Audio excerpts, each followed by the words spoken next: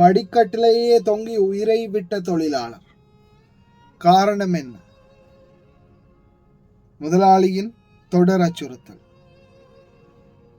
Elevator ஆழத்திலிருந்து லிப்டில் ஆழத்திலிருந்து வழியாகி இன்னொரு உயிர். அஸ்ஸலாமு அலைக்கும் வரஹ்மத்துல்லாஹி வபரகாத்துஹு. அன்பார்ந்த அனைத்து உறவுகளுக்கும் இனிய மாலை வணக்கம். மீண்டும் ஒரு முக்கியமான செய்தி. இதோ அரப் டைம்ஸ் பத்திரிகையில் வெளியாகின தகவலின் அடிப்படையில் இரண்டு மிக முக்கியமான தகவலை வெளியிட்டிருக்கிறாங்க. அதில் முதல் தகவல் என்னன்னு பார்த்தீங்கன்னா, எக்ஸ்பர்ட் ஒர்க்கர் டைஸ் இன் எலிவேட்டர் ஷிஃப்ட் ஃபேல். அல்முத்தலா பகுதிகளில் இந்த சம்பவம் அரங்கேறி இருக்குது. இந்த சம்பவம் தொடர்பான விடயங்களை மேலதிக விசாரணைகள் தற்போது அதிகாரிகள் மேற்கொண்டு வராங்க. இது பார்த்தீங்கன்னா, அல்முத்தலா பகுதிகளில் லிஃப்ட் தண்டிலிருந்து விழுந்து 33 வயதுடைய வெளிநாட்டவர் உயிரிழந்தார். இறந்தவர் லிஃப்ட் நிறுவனத்தால் அதிகாரப்பூர்வமாக நிதி உதவி செய்யப்பட்டாரா மற்றும் விபத்து நடந்த நேரத்தில் அவருக்கு சரியான பாதுகாப்பு உபகரணங்கள் பொருத்தப்பட்டிருந்ததா என்பதை அறிய விசாரணை தொடங்கப்பட்டுள்ளதாக வட்டாரம் உறுதிப்படுத்தியுள்ளது. ஆதாரத்தின்படி உள்துறை அமைச்சகத்தின் செயல்பாடு மையத்திற்கு வெளிநாட்டைச் சேர்ந்த லிஃப்ட் நிறுவல் தொழில்நுட்ப வல்லுநர் ஒருவரிடமிருந்து ஒரு அறிக்கை கிடைத்தது. அவர் தனது உதவியாளர் 18 முதல் 20 மீட்டர் உயரத்தில் இருந்து விழுந்து உடனடியாக இறந்து விட்டதாக கூறினார். பாதுகாப்பு குழுக்கள் உடனடியாக சம்பவ இடத்துக்கு விரைந்தன. அங்கு அவர்கள் தல மேற்பார்வையாளரிடம் விசாரித்தனர்.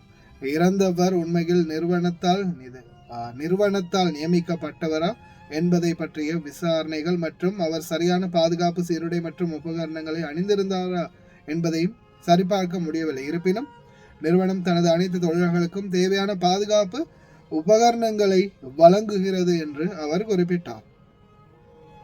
இது சம்பந்தமான மேலதிக விசாரணைகள் தற்போது நடைபெற்று வருகின்றன. அதே போல அடுத்த மிக துயரமான ஒரு செய்தி. இந்த செய்தி என்னன்றத பார்க்கலாம். அரப் டைம்ஸ்ல தான் இந்த செய்தியை பாத்தீங்கன்னா வெளியாகி இருக்குது. ஒரு தொழிலாளர் தன்னுடைய உயிரை மாய்த்து கொண்டார் அப்படின்ற மாதிரி இந்த தகவலை கொண்டு வந்திருக்கிறாங்க. தன்னுடைய அபார்ட் பில்டிங் படிக்கட்டுல லிஃப்டில் அந்த படிக்கட்டுல லிஃப்ட் கதவு திறக்கக்கூடிய அந்த கேப்ல கயிற்றை மாற்றி உயிரை மாய்த்தார் என்றுதான் தெரிய வந்திருக்குது. இது சம்பந்தமான மேலதிக தகவல் என்ன அப்படின்றத ஃபுல் அண்ட் ஃபுல் டீடைல்ஸ் பார்க்கலாம். கடன் மற்றும் தகராறு வங்களாதேச தொழிலாளியை குவைத்தில் துயரமான முடிவுக்கு தள்ளுகிறது.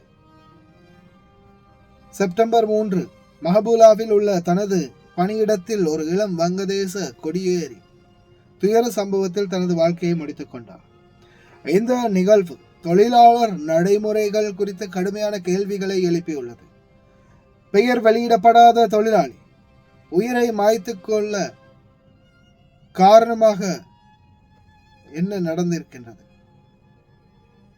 படிக்கட்டில் தொங்கிய நிலையில் காணப்பட்டார். இந்த சம்பவம் தொழிலாளிக்கு அவரது முதலாளிக்கும் இடையிலான தகராறின் உச்சகட்டமாக நம்பப்படுகிறது. சக ஊழியர்களின் கணக்குகளின்படி இரவு பணியிலிருந்து அந்த நபர் தனிப்பட்ட உடல்நல குறைவு காரணமாக பகல் நேர பணிக்கு மாற்றுமாறு கோரினார். இதற்கு பதிலளிக்கும் விதமாக நிறுவனம் தனது வேலையை நிறுத்தி வைத்ததாகவும் அவரது பணி வீசாவை ரத்து செய்து சில நாட்களில் அவரது நாட்டிற்கு திரும்பி அனுப்புவதாகவும் மிரட்டியதாக கூறப்படுகிறது.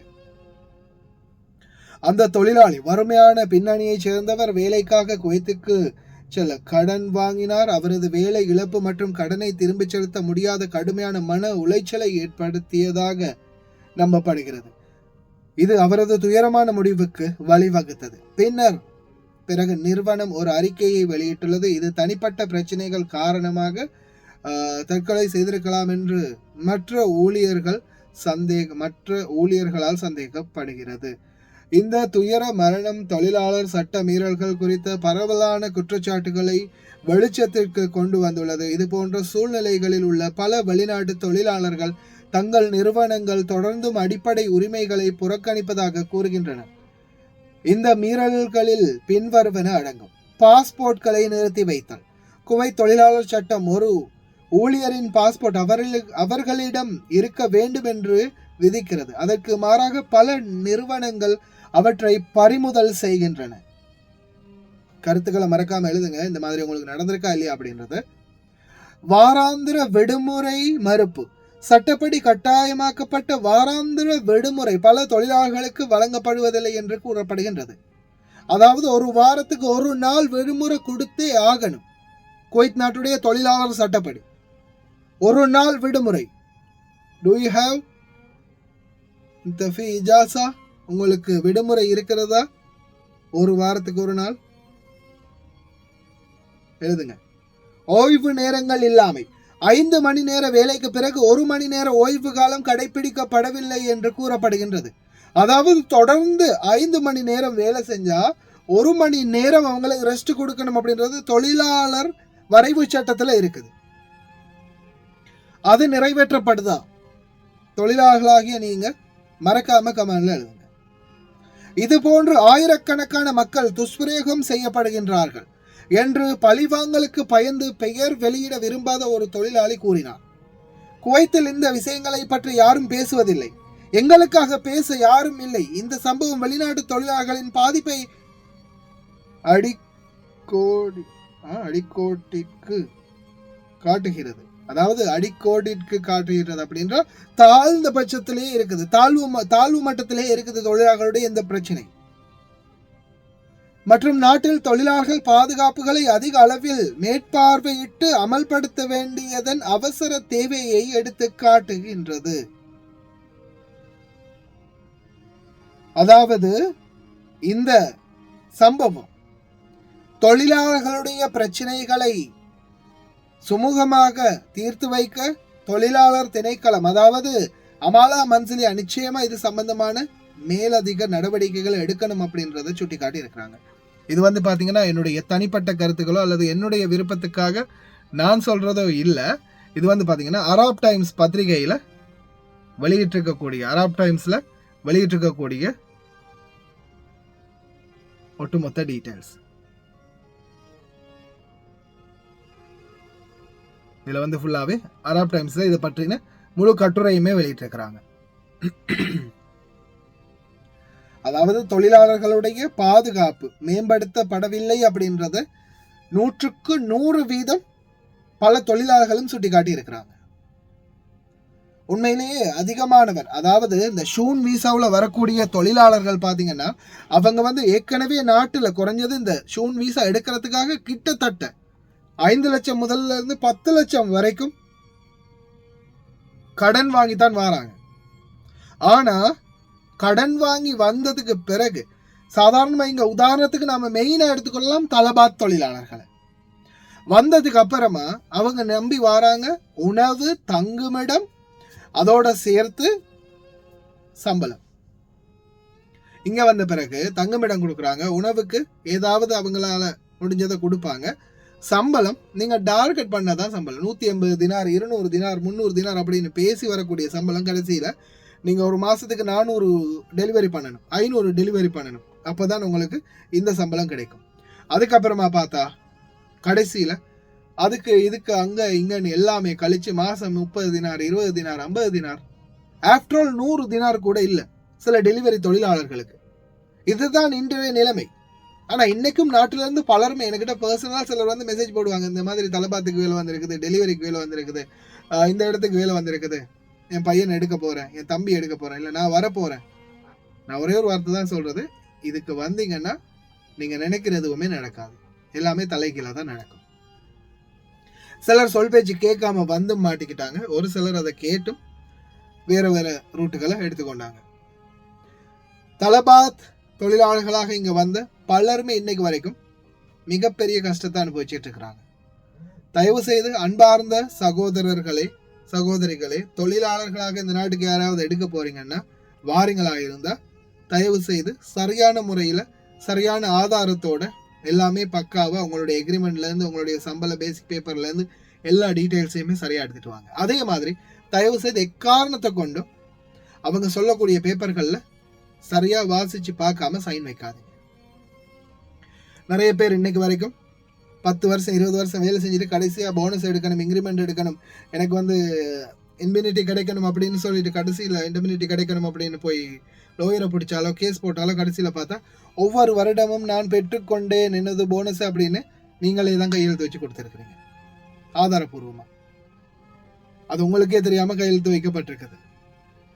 அதனால தயவு செய்து எக்காரணத்தை கொண்டு எந்த ஒரு பேப்பர்லையும் நீங்கள் சரியாக செக் பண்ணாமல் கையெழுத்தே போடாதீங்க. அது உங்களுடைய தலையெழுத்தையே மாற்றிடும். தயவு செய்து ரொம்ப கவனம். இந்த விடயத்தை முடிந்த வரைக்கும் அனைத்து நண்பர்களிடம் ஷேர் பண்ணுங்க. இந்த சகோதரனின் மரணம் அவருக்கு எங்களுடைய ஆழ்ந்த அனுதாபங்க. இந்த மரணத்துக்கு பிறகாவது தொழிலாளர்களுக்குரிய நியாயங்கள் சரியான முறையில் கிடைக்க பெறுமா அப்படின்றத பார்க்கலாம். இதை இன்னும் நான் என்னுடைய பக்கம், அரபிகளுடைய லோயர்களுடைய சமூக ஆர்வலர்களுடைய பக்கம் புஷ் பண்றேன். நம்மளுடைய தொழிலாளர்கள் பக்கம் இந்த தகவலை எத்தி வைக்க வேண்டியது உங்களுடைய பொறுப்பு. இன்னொரு நல்ல வீடியோவில் சந்திக்கலாம்.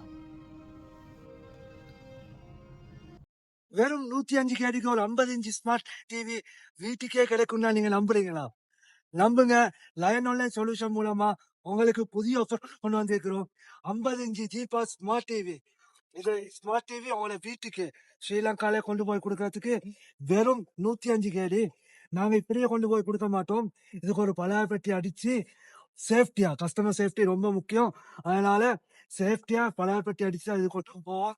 அதே மாதிரி எங்களுக்கு இதே விட பெரிய டிவி 55 டிவி கொண்டாக்கள் அவங்களுக்கும் தரலாம். வெறும் 120 கேடி. வேற எந்த சதமும் நாங்க அளவிட போறதில்லை. 120 கேடிக்கு இந்த ஃபீச்சர்ஸ் உடைய 55 டிவியும் நாங்க தருவோம். அதே மாதிரி அதே விட சின்ன டிவி ஒன்று வேணும்ன்றாக்கள் 42 இன்ச் டிவி எடுக்கலாம். 42 டிவி உங்களை வீட்டுக்கே கொண்டு போய் கொடுக்கறதுக்கு வெறும் 75 கேடி. இந்த மாதிரி ஃபீச்சர்ஸ் உள்ள டிவிகள் வேணும்னா நீங்க நாட வேண்டிய ஒரே இடம் லயன் ஆன்லைன் சொல்யூஷன். ஸ்கிரீன்ல நம்பர் போட்டிக்கிறேன், கண்டிப்பா கால் பண்ணுங்க. விசேஷமா இன்னொன்று சொல்றேன், இந்த டிவி எடுக்கிறாக்கள் எங்கள்கிட்ட என்ன எடுத்தாலும் 1 இயர் வாரண்டி. குவைட்ல மட்டும் இல்ல ஸ்ரீலங்காலையும் 1 இயர் வாரண்டி தருவோம். நீங்க எடுத்த நாள்ல இருந்து உங்களுக்கு என்ன டிஃபால்ட் இருந்தாலும் நம்ம அதுக்கு பொறுப்பு தருவோம். அதனால புறப்பட தேவையில்ல, கால் பண்ணுங்க. ஸ்கிரீன்ல நம்பரை போட்டிக்கிறேன்.